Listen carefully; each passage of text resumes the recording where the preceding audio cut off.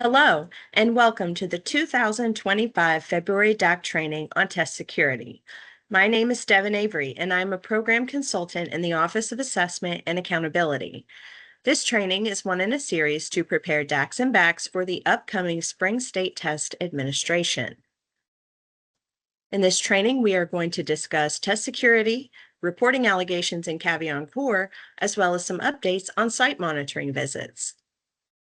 Our first topic is test security. In order to maintain the integrity of assessments, test security guidelines have been developed to be used by DACs, BACs, test administrators for administration of all state-required assessments and optional tests administered by school personnel that are reported in Kentucky's accountability system. Following these guidelines will ensure no student has access to any form of assistance or material that could provide an unfair advantage.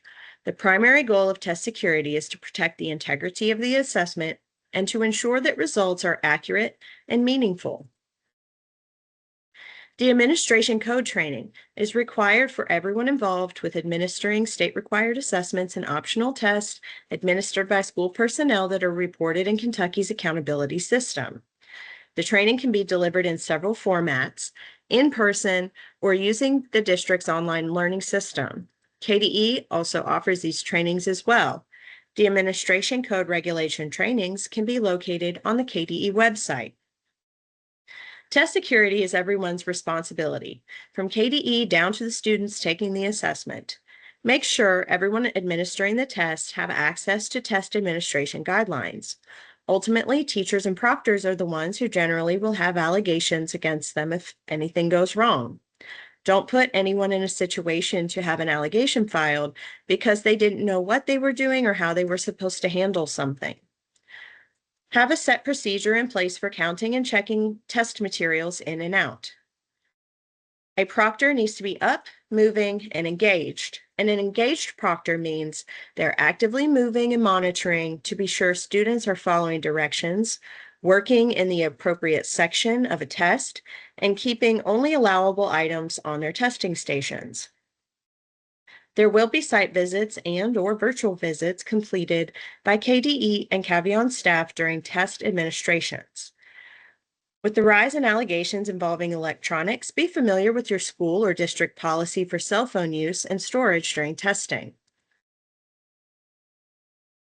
The Administration Code Regulation was amended through the legislative process in December 2024. This change occurred much faster than anticipated. It is not required to retrain your staff prior to testing in spring 2025. The Office of Assessment and Accountability will be releasing updated trainings in summer 2025. The bullet points on these slides are an overview of the changes to the regulation that DACs and BACs should be aware of and implement. First, please make sure all assessment materials are stored in a double locked location, not just materials stored within classrooms. As part of test security, technical support staff assisting with assessment administration must follow the guidelines in the Administration Code Regulation and sign a non-disclosure agreement. Another new highlight surrounding test security addresses student use of the internet during test sessions while other students are testing. School-wide use of the internet for instructional purposes is acceptable for students not participating in testing. Internet use should be appropriately minimized if needed to accommodate testing. Students are not permitted to stay beyond the student's normal school hours to finish an assessment. Continuing with test administration practices, test administrators must be physically present in the room. They may not leave until students have completed their session. Students should not be unattended for any length of time while actively testing. A change regarding test preparation and rewards states that monetary awards such as cash or gift cards may not be given as rewards for good faith effort during testing. DACs, please be aware that all potential testing violations must be reported as allegations to KDE for investigation, and many DACs have taken this approach already. There's no longer a list of non-reportable incidents in the regulation. Violations may include giving a test out of order, not providing accommodations, giving the student the wrong testing ticket, failure to complete required training prior to testing, issues resulting from negligence or poor supervision, allowing student use of resources not specified in a test manual or an individual student plan, etc. Anyone who is involved in the administration of a state assessment must receive the Administration Code Regulation training annually. Additionally, anyone providing or assisting with accommodations must receive both the Administration Code and Inclusion of Special Populations Regulation training. Many districts do require both trainings to be completed by all test administrators and all parties involved with state assessments, and this is a local decision that may be enforced without the consent of KDE. It is important to know when a student's accommodations have changed close to testing. Caution shall be used prior to making education plan changes related to accommodations near or within the state required assessment window. Changes may occur based on the time an annual meeting is to occur. It is important that any change made is supported through data and evidence, particularly in the conference summary notes. In addition, ensure the student's new plan has been locked after any changes. The inclusion of special population regulation trainings can be located on the KDE website and can be completed in person, through live training with KDE, or using a district's online learning system. Secure test materials will vary slightly by assessment, but let's look at our most prevalent test, the KSA, to better understand secure test materials. For online testing, you will see test tickets and seal codes created from the PAN system for TestNav, which is used by students to test. Once these items are printed, you must keep them secure until they are distributed on test day. After the test ticket and seal codes have been used, they will be returned to the back to be securely destroyed. If these are found outside the test session, on a desk, in a hallway, wherever, etc., this will constitute an allegation. If a seal code has been written on a classroom board for students to access, it must be erased at the end of the test session. Scratch paper is available to students in both online and paper pencil testing formats. Scratch paper is considered a secure material since test questions or answers could be gleaned from these papers. The move to online testing has allowed schools to print test tickets on a single page, so the student may use the rest of that page as scratch paper. Please note, train your staff on and learn protocols for specific test assessment. For example, the ACT doesn't allow scratch paper on paper testing. And remember, secure materials are defined as items that could include or do include test content, both the tests themselves or scratch paper, or materials that provide access to test content, seal codes, or test tickets. Whether testing online or with paper tests, security is of the utmost importance. Therefore, it is important to point out that all online testing refers to the use of an online testing platform to complete an assessment in person while trained staff administer and monitor students. At this time, KDE and the Administration Code Regulation do not permit remote proctoring for any state assessment. Attempting to administer any state assessment over Google Meet, Zoom, Microsoft Teams, etc., will result in multiple allegations against test security. In monitoring and conducting observations, KDE has observed areas that can be problematic for assessment administrators. Scripts need to be read in their entirety and may not be paraphrased. If a script is paraphrased, it will lead to an allegation. As a reminder, secure test materials may not be paraphrased in any way. There have been instances of students receiving incorrect accommodations. Please be sure accommodations being provided are reflective of the most current student plan. This includes making sure technology supports are enabled in the online test platform if available.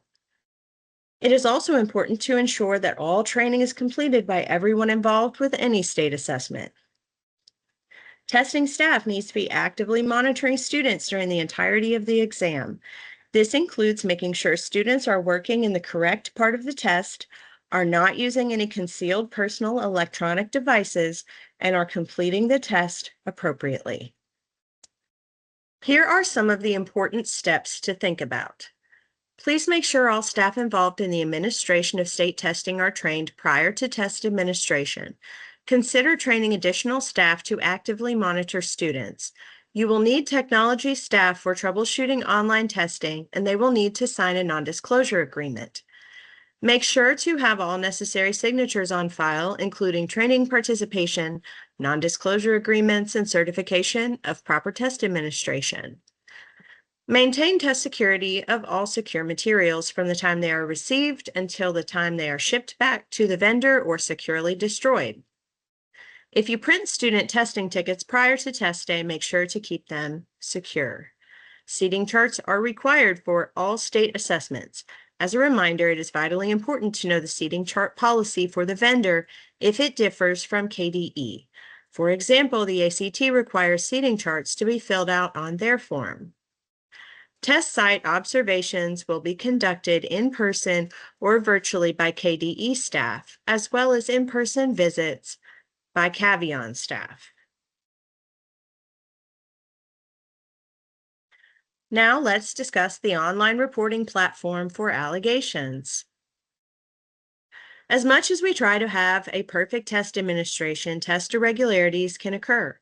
DAC should report all violations of the Administration Code regulation, inclusion of special populations regulation, or the specific test administration manuals as allegations. Allegations are investigated by KDE staff. The investigations require documentation of the incident to be submitted and can include additional school visits and interviews with those involved, both students and staff. The tool for allegations is online with Cavion Core. DACs, please ensure you have created an account ID. The links to the Cavion account and Cavion directions can be found on the KDE website on the Assessment Support Allegation Reporting page. Here are some incident filing reminders. Important: all relevant documents uploaded with the allegation report should be collected in advance. So before filing, record the date and time of the incident, list all involved, identify the content area and test parts impacted, identify specific content questions if applicable, record what you learn, collect the support documents for all allegations, collect any support documents for allegations regarding special education issues before filing, complete the incident reporting form application, connect to KDE and Core allegation reporting. Only authorized individuals can access the secure application. After you submit the incident report and all required documentation, KDE will begin the investigation. At that time, you will no longer be able to view the incident report in Cavion Core. KDE will contact you if any additional information or documentation is needed. If you have questions about whether the report was submitted successfully, please contact Beth Bales in the Office of Legal Services. Please do not resubmit an incident report, as that will create unnecessary duplicates. Our next topic is site monitoring visits. The Office of Assessment and Accountability will be conducting both in-person and virtual spring monitoring visits. When a school is chosen, the DAC will receive a call from OAA staff member prior to the visit. During the visit, school staff, including the BAC, any building administrators, and the DAC, if available, may be asked some questions and asked to provide some testing documentation. In addition, OAA may also want to see the testing storage area and some of the testing rooms. Site visit survey questions will be available for review prior to a site visit and will be released in an upcoming Monday DAC email and posted to the website. New in spring 2025, Cavion will conduct in-person monitoring visits during assessment administration. DACs will receive a call from OAA staff informing them that Cavion will be conducting a visit. The Cavion staff will arrive on site before the start of the school day and will identify themselves with documentation. Cavion staff have passed background checks and have also received training regarding their obligations under FERPA and Kentucky state law to protect student privacy. DACs will be interviewed and asked to provide testing documentation and procedures, which may include security protocols, distribution of test materials, etc. One difference from KDE site visits is that Cavion monitors will actively observe classrooms and log their observations in real time. Cavion monitors have been trained and instructed not to interfere with or disrupt testing in any manner. Efforts will be made not to observe groups who would be severely adversely affected by the presence of an outside person. For example, students testing in a small group or individually due to behaviors. Schools will need to provide valid network login credentials to the monitor. The information collected from these site visits will be used for federal reporting and auditing purposes. And please note, if OAA conducts a site visit, Cavion will not visit. Here are the resources with links that we have discussed in this training today. Please note the Administration Code regulation was updated this year in the legislature, and new resources will be released in the summer of 2025 to be used in the 2025-26 school year. Again, no retraining of staff or proctors is necessary for the spring 2025 administration. Our February DAC hybrid Q&A sessions will be held in Frankfort, Ashland, and Eddyville this year. If weather or other circumstances impact the in-person sessions, the Q&A will be held online only. The February DAC Q&A sessions will follow this agenda at each location. Once an agenda item has no additional questions, staff will move on to the next topic. Participants planning to attend should plan to be present for the entire meeting. Since the live Q&A sessions will not include full presentations of content already covered in this recorded video series, please be prepared by reviewing all or pertinent training videos on the administration of spring 2025 assessments. For further information, please contact the Division of Assessment and Accountability Support at 502-564-4394 or email dacinfo@education.ky.gov. Again, my name is Devin Avery, and thank you for joining me today to review this test security presentation.